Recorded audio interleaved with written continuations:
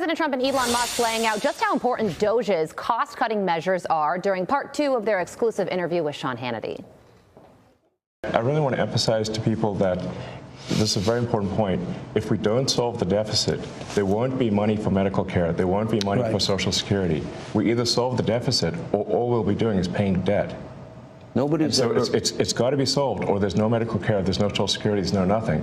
It's got to be solved. It's not optional. America will go bankrupt if this is not done.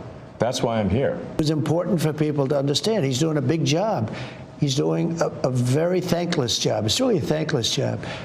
But he's helping us to save our country. Our country was in serious trouble, and I had to get the best guy. Teresa Payton was the White House Chief Information Officer under President George W. Bush and is the CEO of Fortalice Solutions, and she joins me now. Teresa, good morning to you. So do you think that Elon Musk is exaggerating the situation there, or are we really in a place where if we don't start cost cutting, people need to worry about Social Security and Medicare? He really is speaking the truth. As a country, we're broke. And so what that means is, just like we have to do in our own households every day, we have to balance the budget. We have to look at things that no longer serve us. We have to make tough decisions because there's real people that are impacted at the end of these decisions. But if we don't do it now, it's just going to get worse in the future. And we see it including in our technology platforms, the cyber incidents that happen against our federal departments and agencies.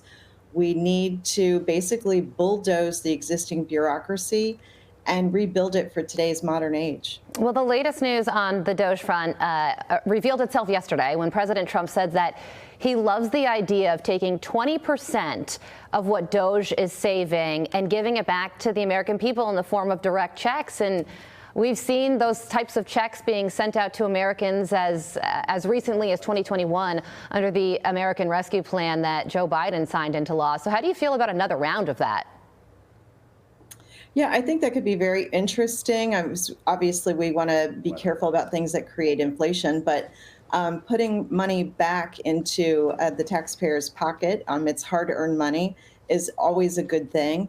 And then let's look at sort of a permanent way in the future for more transparency of when our dollars are collected from our businesses, from us as individuals. How are those dollars really being spent? What are they allocated for? And what investments are being made in our future? And so sometimes you have to remove the complexity, go to simplicity, and then really from a bottoms up, be able to get to that transparency. Yeah, and well, speaking of transparency, Teresa, that's something that Elon Musk addressed yesterday, because the big criticism of Doge and him is coming from people who say he cannot be trusted. He's got an ulterior motive, and he's gonna look at people's personal information in a way that would benefit him. And he yesterday said, don't trust me. Look at Doge.gov, and you can see a list of how we're cutting spending. So, and it's in a way that people didn't know was happening from government bureaucracies who weren't transparent to begin with. So what do you think about that? Does he have a point there? He does have a point. The one thing I will caution people is that if you think about what he's doing right now, some people call it an audit, some people call it a sledgehammer, but really what he's doing is a data mapping, data classification transparency program. And when you do that, your early findings will change over time as your investigation continues. So it could be that, garbage in, garbage out. So as they're doing their data mapping, data classification, and then releasing the results in real time, it's incredible for transparency, but it could be that there's actually bad data in these systems. And that's what's being highlighted here. Over time, as the investigations continue, as the data mapping and classification's done, we're going to have the full picture, the full story. But somebody who does investigations, what I would say is these are early findings. And typically over time, the news actually gets worse, but your early findings may be fine-tuned, they may be tweaked, they may change a little bit. Yeah, lots of spending, bad data in the systems, and also the systems themselves need to be updated, which is another thing that Doge is trying to tackle. Some of them are from the 1970s, need to be brought to the 21st century. Teresa, thank you so much for joining us.